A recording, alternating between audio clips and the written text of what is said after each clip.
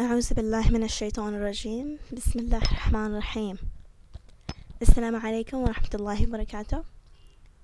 Dear sisters and brothers in Islam, as you all can see, this is my very first video, well actually from this channel. My overall motive, inshallah, is going to be to spread information about Shia Islam. Inshallah, in my channel, you will be able to find videos targeting general information about Shiaism.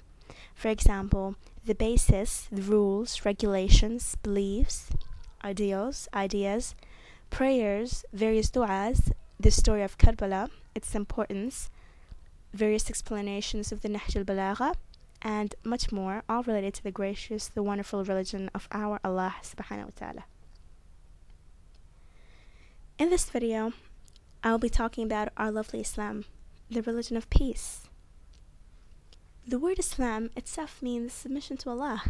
The religion of Islam is not named after a person, as in the case of Christianity, which was named after Jesus Christ, Buddhism after Gautama Buddha. Similarly, Islam is not named after a tribe like Judaism, after the tribe of Judah, and Hinduism after the Hindus. The Arabic word Islam means the submission or surrender of one's will to the will of the only true God worthy of worship, Allah. Anyone who does indeed submit to the will of Allah as required by Islam is termed a Muslim, which means one who has submitted to the will of Allah. Many people in the West have developed the sad, misinformed trend of calling Islam Muhammadanism and its followers Muhammadans. This is totally foreign word to Muslims and unrecognized by them. No Muslim has ever called his religion Muhammadanism or called himself a Muhammadan. Islam is not the same as some other religions from the point of view that it is not confined to a certain place of worship or a certain act or acts of worship. Islam teaches its followers that every single aspect of their life, from eating to drinking to sleeping and everything in between, can be done in one of two ways. First, either a way that pleases Allah or one that displeases Him. Islam is also a social, economic, and political way of life. Every single aspect of human existence is governed by the law of Islam. A Muslim is commanded to respect his elders and to show humility and respect to his parents.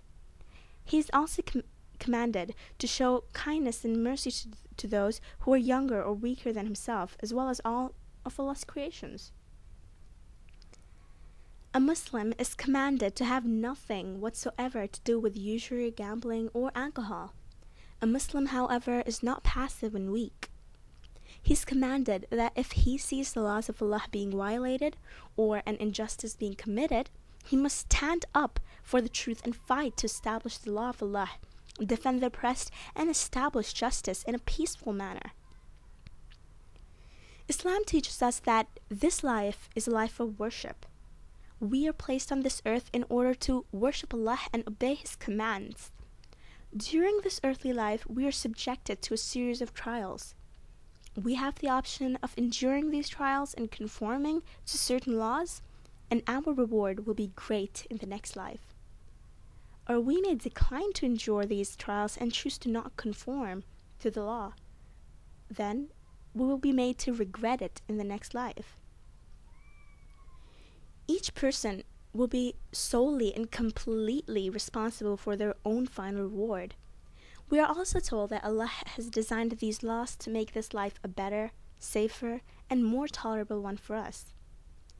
If we elect to conform to them, then we will see the result in this life even before moving on to the next. We are told that the earthly life is a life of faith and work, and the next life is one of reward and no work. We have been placed on this earth to worship Allah, fast, pray, be industrious, good, kind, respectful, and a source of uprightness and morality. We are told that Allah has no need of our worship.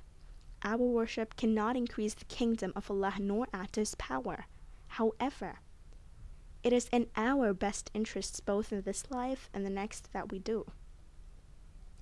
Unlike some other religions which claim that God entered in a covenant with a certain group of people and that this group is genetically better than all the other human beings or closer to Allah, Islam, on the other hand, teaches that no color, no race, no tribe or lineage is better than any other. Islam teaches that all humans are equal in the sight of Allah, and that the only thing that can distinguish them is a sight in their piety and worship. Islam teaches us that Muslims will be rewarded in proportion to their good deeds, to their restraint from evil deeds, and their faith. In this manner, we will have people who will enter different levels of heaven, as well as different levels of hell, in direct proportion to their faith and deeds. So, this is our Islam. I wonder why some people would hate this peaceful message, this peaceful religion. A religion which welcomes you to piety, to justice, to love, to peacefulness, to equality, and to Allah, the Beneficent, the Merciful.